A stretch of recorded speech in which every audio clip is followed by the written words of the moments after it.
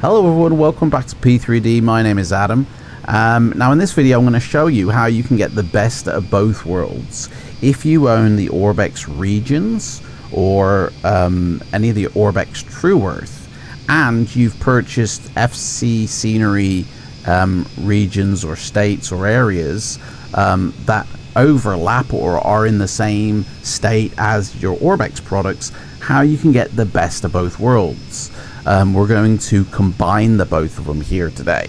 So FC scenery, they basically cover the world with photoreal satellite data, which is the real mapping down on the ground, and they place custom autogen to that region on top. So it is kind of effectively like TrueEarth. But where TrueEarth has the upper hand is the textures that TrueEarth uses are higher in resolution than the FC scenery. They're computer generated though. They're not the actual mapping down below, although some parts of the TrueEarth are, but they're still land class based. They're not actually a photoreal based system. So the difference between the two, if we look at the files here for the Northern Rocky Mountains, all of these land class items, all of these files will be loading when you load your sim, and as you can see, there's quite a lot. You know, there's a lot of individual files. Now this takes computing power, CPU and GPU to render. Obviously the more files, you know, the more your CPU has to do and the more it's going to take a hit on your frame rate. Now if we look here at the FC scenery stuff, there's only a handful of files. Photo mapping is less intensive on your hardware because it hasn't got to do as much CPU computing as the land class system.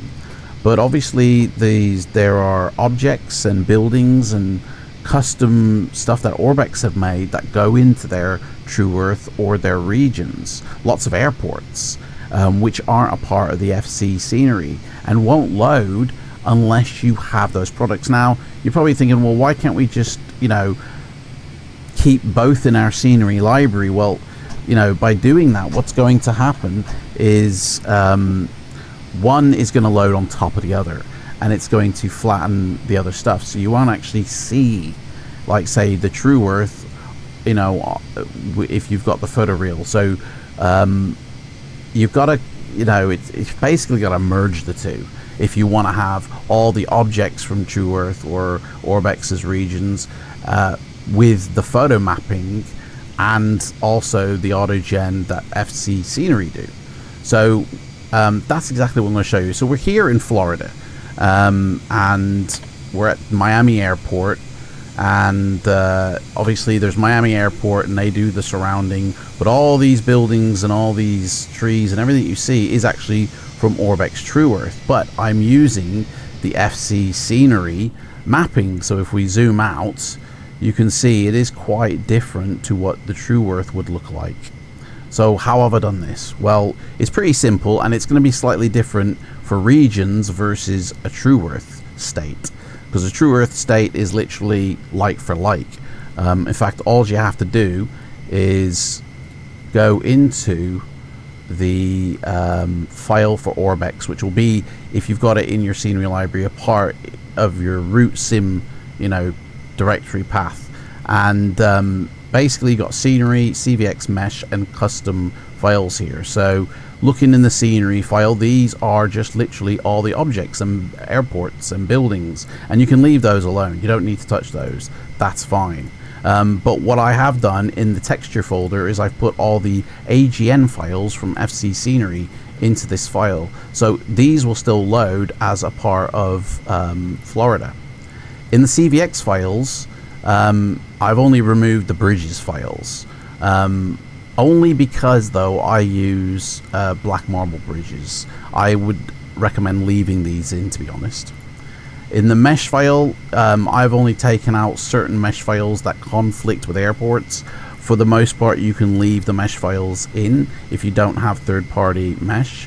But in the custom folder, I have basically removed all of the files here and put in the FC scenery files, and that's where Orbx put their AGN files for Florida.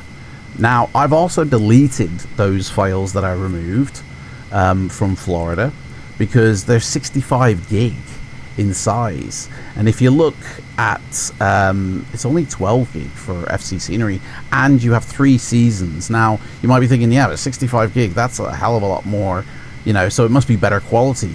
Well, it is and it isn't. It's better quality in the fact that the resolution is higher, but they're all LAN class based systems, so it's going to take a lot of performance away from your sim. Now if you're wanting to do say another area like the Northern Rocky Mountains, I haven't actually removed the files, as you can see. So what you're looking for is removing anything that says land class, railroads, roads, shorelines, streams, anything to do with water, anything that says LC, which is land class, anything that has water or roads in it, because all of this data is already in the photoreal itself. You don't need to add it again. So go through all 4 folders. You have your scenery, your CVX, your mesh, and your custom, and look for files that have what I've stated in. Same with WC, that's the water corrections, or land class. So you want to just take them out. Now, you don't have to delete them if you don't want to. You can just store them outside of the folder, but you know, sometimes these files can actually be quite large. And so by keeping them on your drive alongside the photoreal, you know, it can be quite space consuming, mainly for the TrueEarths. I would say for the TrueEarths, yeah, you want to delete those TrueEarth photoreal files. But basically what you're now going to get is the photoreal mapping from FC Scenery, which is like more realistic in my opinion than any of the regions or even the TrueEarth.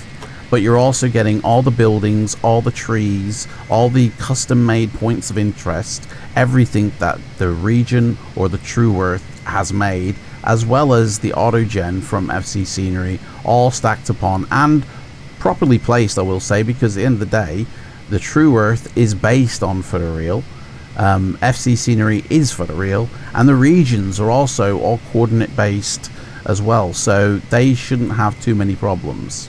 But that's basically it. You get the best of both worlds with great performance, and it's pretty easy. Just install the Orbx stuff, then download the FC Scenery, and then go through the folders. I would recommend the TrueEarth stuff. You can put FC Scenery inside the folder of TrueEarth, but in terms of the regions, because they actually cover a few different states, I would make a separate entry in your scenery library, and I would have the FC Scenery stuff stacked nearer the top here. So if we scroll down to where America is, I've got all my American stuff here quite near the top. So this is where the FC Scenery stuff would go, and then down here is all the Orbx stuff, and it would still be ticked, but I would have deleted those files or removed those files that I've mentioned. So these will load, and then the photoreal will load. So there shouldn't be a problem. If there is, all you have to do is move the photoreal down to above the global base stuff here. So where it says open LCs, just put the photoreal then above this, and then it will all load properly. And that's basically it. Anyway, thank you so much for watching this video. Don't forget, every other month I do a giveaway, 50 euros sim market vouchers. To be in with a chance to win, all you have to do is be a subscriber and leave a comment down alone in the P3D channel. And yeah, thanks for watching, and I'll see you later. Bye.